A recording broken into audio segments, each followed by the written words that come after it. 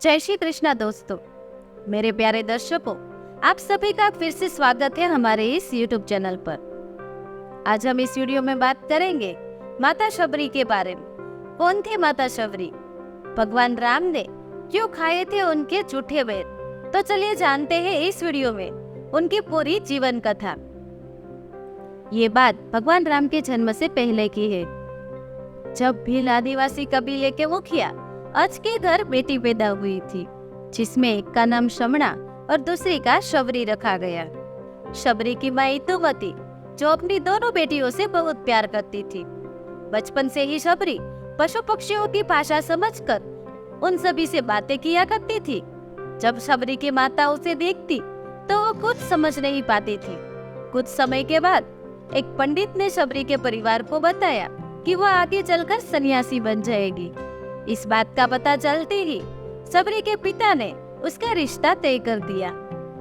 जैसे ही शादी का दिन नजदीक आया, शबरी के घर वालों ने खूब सारी बकरियां और अन्य जानवर घर के पास लाकर बांध दिए।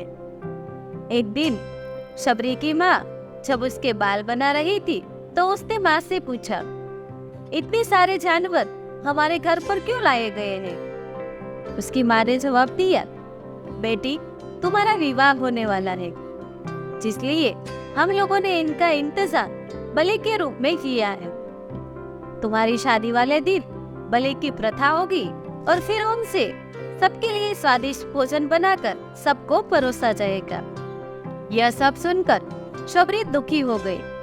काफी देर तक शबरी ने उन जानवरों को आजाद करने के बारे में सोचा।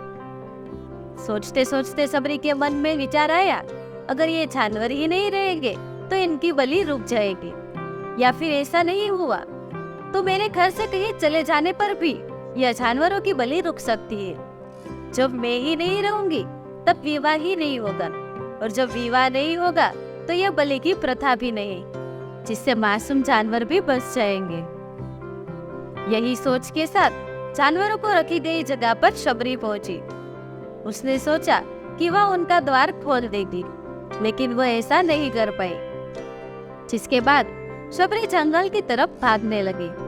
भागते भागते शबरी ऋषिमुख पर्वत पर पहुंच गई। वहां करीब 10,000 ऋषि रहा करते थे। शबरी को ऐसा लगा था कि वह इसी जंगल में किसी तरह से ऋषि मुनियों की सेवा करके अपना जीवन बिता लेगी। वे चुपचाप उसी जंगल में एक हिस्से में रहने लगी और रोजाना ऋषि मुनियों की झोपड़ी के आगे झाड़ू लगाती और हवन के लिए लकड़ियां भी लाकर रख देती। ऋषि मुनियों को यह समझ नहीं आ रहा था कि जंगल में उनके यह काम अपने आप कैसे हो रहे हैं। एक दिन शबरी को किसी ऋषि ने देख लिया। उसने उसका परिचय पूछा। जैसे ही शबरी ने बताया कि वह भील आदिवासी परिवार से संबंध रखती है, तो उस ऋषियों ने उसे खूब डांट लगाई। शबरी को इस बात का बिल्कुल भी पता नहीं था कि उनकी जाति छोटी है और उसे ऋषियों द्वारा जाति की वजह अपमान सहन करना पड़ेगा। इतना सब होने के बाद शबरी हर ऋषि मुनि के दरवाजे पहुंचती और उनके आंगन में झाड़ू लगाकर उस गुरु से दीक्षा लेने के लिए कहती। हर कोई शबरी को उसकी जाति पूछकर छोटी जाति की वजह से उसे अपने आश्रम से भगा देता था। ऐसा होते होते काफी समय बीत गया, जिसके चलते शबरी एक बार मतंग ऋषि की कुटिया में पहुंची। वहां पहुंचकर मतंग ऋषि को शबरी ने बताया कि वे उनसे गुरु दीक्षा लेना चाहती है। उन्होंने खुशी खुशी उसे अपने गुरुकुल में रहने दिया और भगवान से जुड़ा ज्ञान देते रहे। शबरी ने भी अपने गुरु मतंग ऋषि की सेवा करने में कोई कसर नहीं छोड़ी। वे गुरुकुल के सारे काम करती थी। शबरी से खुश होकर मतंग ऋषि ने उसे अपनी बेटी मान लिया था। समय के साथ साथ मतंग ऋषि का शरीर बूढ़ा हो गया। उन्होंने एक दिन शबरी को अपने पास बुलाया और कहा, बेटी, मैं अपना देह त्यागना चाहता हूँ। बहुत साल हो गए हैं इस शरीर में रहते रहते। शबरी ने दुखी मन से कहा, आपके सहारे में इस जंगल में रह पाई। अगर आप ही चले जाएंगे तो मैं जीकर क्या करूंगी? आप अपने संग मुझे भी ले जाए, मैं भी अपना देह त्याग कर दूंगी। मतंग ऋषि ने जवाब दिया, बेटी, तुम्हें चिंता करने की जरूरत नहीं है। राम तुम्हारी चिंता करेंगे और तुम्हारा ध्यान भी रखेंगे। शबरी ने राम का नाम सुना। उसके बाद उसने पूछा, वे कौन है और मैं उसे किस तरह से ढूंढूंगी? मतंग ऋषि ने बताया, राम कोई और नहीं, वह मर्यादा पुरुषोत्तम है। वे तुम्हारे सारे अच्छे कर्मों का फल देंगे। तुम्हें उन्हें ढूंढने की कोई जरूरत नहीं है। वह एक दिन खुद तुम्हें ढूंढते हुए इस कुटिया तक आ जाएंगे और उन्हीं के हाथों तुम्हें मोक्ष मिलेगा। तब तक तुम इसी आश्रम में रहो और यहाँ पर सेवा करते रहो। इतना कहते ही मतंग ऋषि ने अपना शरीर त्याग दिया। शबरी के मन में मतंग ऋषि के जाने के बाद बस एक ही बात थी कि भगवान राम स्वयं उससे मिलने आएंगे। वे रोज भगवान राम के लिए बाग से अच्छे अच्छे फूल लाकर पूरा आश्रम सजाती और भगवान के लिए बेर भी तोड़ लाती। भगवान के लिए बेर चुनते समय शबरी उन्हें चख लेती थी ताकि भगवान को सिर्फ मीठे बेर ही दे सके। रोजाना शबरी इसी तरह से भगवान के दर्शन की आस में फूल और बेर इकट्ठा करती थी और इसी तरह इंतजार करते करते कई साल बीत गए। शबरी का शरीर भी एकदम वृद्ध हो गया। वही शबरी एक दिन आश्रम के पास के तालाब में पानी पीने के लिए चली गई। तभी पास के ही एक ऋषि ने उसे अछूत कहते हुए वहां से भागने को कहा और एक पत्थर मार दिया। वह पत्थर जब शबरी को लगा तो उसे चोट लगी और वहां से खून बहने लगा। बहते हुए खून की एक बूंद उसी तालाब के पानी में गिर गई। तभी पूरा तालाब का पानी खून में बदल गया। ये सब होता देखकर ऋषि ने शबरी को फिर से डांटा और कहा कि तुम पापी हो। पापी, तुम्हारी वजह से ही यह पूरा पानी खराब हो गया। जिसके बाद रोज ऋषि उस पानी को साफ करने के लिए अपनी कई तरह की विद्याओं का इस्तेमाल करते। कई सारे जतन करने के बाद भी उस पानी का कुछ नहीं हुआ। फिर उन्होंने गंगा जैसी कई पवित्र नदियों का जल उस तालाब में डाला, फिर भी तालाब का पानी साफ नहीं हो पाया। वह खून जैसा ही रहा।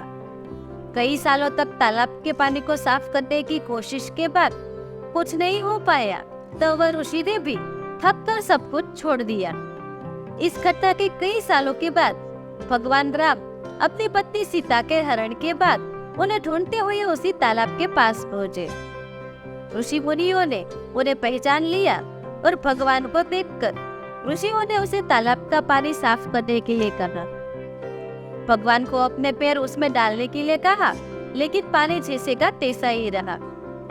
उन ऋषि मुनियों ने भगवान से भी कई अन्य जतन करवाए, लेकिन वह पानी जस का तस खून जैसा ही रहा। तब भगवान ने ऋषियों से पानी के रक्त में बदलने की कहानी पूछी। जब ऋषि ने शबरी को पत्थर मारने वाली सारी बात बता दी, उसके बाद कहा कि वो महिला अपवित्र है, वह छोटी जात की है, उनके कारण ही ये सब हुआ है। उसी वक्त भगवान राम ने कहा, ये सब आप लोगों के खराब वचनों से हुआ है। शबरी को इस तरह के शब्द बोलकर आप लोगों ने उसे नहीं, मेरे दिल को भी घायल किया है। इसी घायल दिल के रक्त का प्रतीक यह तालाब का पानी लाल है। आगे भगवान राम बोले, कहाँ है वो माई, मैं उनसे मिलना चाहता हूँ। बस उसी वक्त शबरी उसे तालाब के पास पहुँच जाती है। इस दौरान फिर से शबरी के पैर को ठोकर लगती है और कुछ धूल उस तालाब में जाकर गिरती है। धूल के तालाब में गिरने से ही तालाब का पानी फिर से साफ हो जाता है और पहले के जैसा स्वच्छ हो जाता है। यह देखकर भगवान सबसे कहते हैं कि देखिए, आप लोगों ने क्या कुछ नहीं किया, लेकिन पानी साफ नहीं हो पाया। अभी सिर्फ इनके पैरों की थोड़ी सी धूल से ही तालाब का पूरा पानी साफ हो गया। भगवान राम को शबरी पहचान चुकी थी। उन्हें प्रणाम करके शबरी ने कहा, भगवान आप मेरे साथ मेरी कुटिया में चलिए। भगवान भी खुशी खुशी शबरी के साथ चल पड़े। फूलों से शबरी ने भगवान राम का स्वागत किया और वो फिर सीधे बेर तोड़ने के लिए बाग में चली गई। जब चक कर उनके लिए बेर तोड़कर लाई और बड़े ही प्यार से भगवान राम और उनके भाई लक्ष्मण को बेर दिए। भगवान राम ने भी उतने ही प्यार से उन्हें खाना शुरू किया। तभी बेर देखकर मुंह बनाते हुए लक्ष्मण ने कहा, भैया ये बेर झूठे हैं, इन्हें आप कैसे खा सकते हो?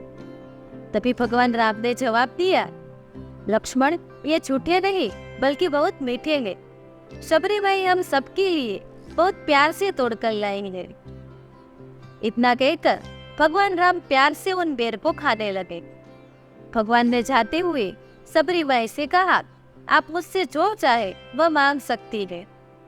शबरी ने भगवान राम से कहा, मतंग ऋषि के कहने पर मैं आज तक सिर्फ आपके दर्शन के लिए ही जी रही थी। अब आप मुझे मोक्ष प्रदान कीजिए। मैं अपना शरीर आपके ही सामने त्याग दूंगी। और उसी वक्त शबरी ने अपना शरीर त्याग दिया। भगवान राम ने अपने हाथों से उनका अंतिम संस्कार किया और सीता माता की खोज में वहां से आगे बढ़ गए। तो दोस्तों, इस तरह से ऋषि मतंग की बात सच साबित हुई और शबरी को भगवान राम के दर्शन भी हुए। और तभी से लोग भगवान राम को शबरी के राम के रूप में भी जानने लगे। तो दोस्तों, माता शबरी के जीवन से जुड़ा यह वीडियो आपको कैसा लगा कमेंट में जरूर बताएं। दोस्तों, उम्मीद करते हैं आप सभी को हमारा ये वीडियो पसंद आया होगा। वीडियो पसंद आया हो तो वीडियो को लाइक और शेयर करना मत भूलिएगा। ऐसे ही वीडियो देखने के लिए आप हमारी चैनल पौराणिक कथा को सब्सक्राइब जरूर कीजिए और देखते रहिए, जानते रहिए। धन्यवाद। जय हिंद, जय भारत।